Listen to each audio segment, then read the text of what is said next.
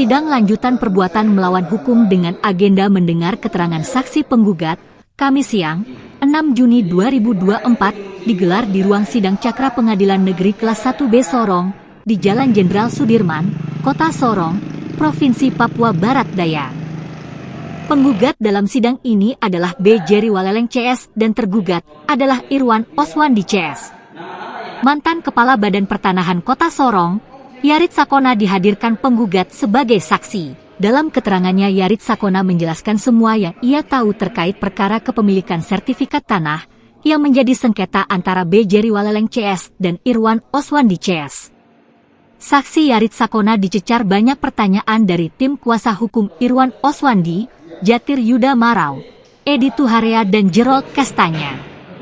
Jatir Yuda Marau beberapa kali terlibat adu argumen dengan saksi yang dianggap memberikan keterangan yang berbelit-belit dan sering memberi jawaban sudah tidak ingat lagi alias lupa.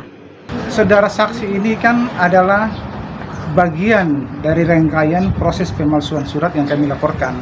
Sehingga keterangannya, kami merasa keterangan ini sangat berbelit dan sebenarnya tidak melakukan keterangan yang sesungguhnya yang ia ketahui dan ia alami.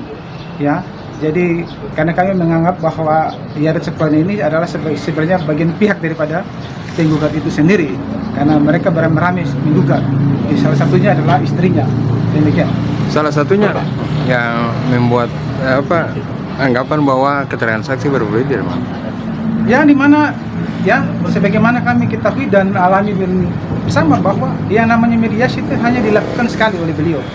Itu pun mediasi itu sebenarnya atas perintah Kanwil, sehingga baru dia melakukan mediasi. Yang mana dalam keterangan tadi dia menyampaikan bahwa mediasi itu dilakukan 2 kali. Dan disampaikan juga dalam tahap mediasi itu dia katanya menyampaikan bahwa dia telah menyampaikan kepada para pihak kalau tidak puas silakan menggugat ke pengadilan. Faktanya itu tidak pernah dilakukan. Namanya mediasi ketika dilakukan secara patut, ya, bila tidak terjadi kesepakatan perdamaian atau hal apapun itu, harusnya para pihak disampaikan secara patut, sehingga kami bisa menentukan langkah-langkah hukum selanjutnya. Namun ini tidak, itu dia tidak lakukan dan disampaikan dalam persidangan tadi dia lakukan. Nah, ini keterangan-keterangan yang berbelit menurut kami, ini keterangan yang sengaja dia menghindar dengan mengatakan bahwa lupa. Ini keterangan yang berbelit menurut kami. Padahal kan setiap pertemuan itu pasti ada berita acara. Semua pertemuan ada berita acara sebagaimana tadi dibuktikan oleh penggugat. Pertemuan tanggal 16 itu ada notulennya. Tapi menurut gue setelah tanggal 16 ada pertemuan lanjutan, namun itu tidak pernah ada. Buktinya undangan yang tidak ada, notulennya tidak ada. Namun dengan mantap dan yakin bahwa ada pertemuan lanjutan yang menyarankan kepada para pihak untuk mengajukan gugatan kepada pengadilan. Padahal kami pun secara patut telah menyerati bahwa stop penghentian proses sertifikat ini karena sedang dalam perkara ini. Bukti kami kami sampaikan dan telah ditanda terima oleh karyawan atau pegawainya. Tapi lagi-lagi bila tadi menyampaikan lupa dan tidak pernah melihat surat tersebut. Inilah materi-materi bahwa beliau sangat berbelit dalam perkara ini. Salah satu contohnya saat kuasa hukum tergugat, Jatir Yuda Marau bertanya tentang berapa kali mediasi yang dilakukan pihaknya dengan penggugat yang dihadiri saksi Yarit Sakona sebagai Kepala Badan Pertanahan Nasional Kota Sorong.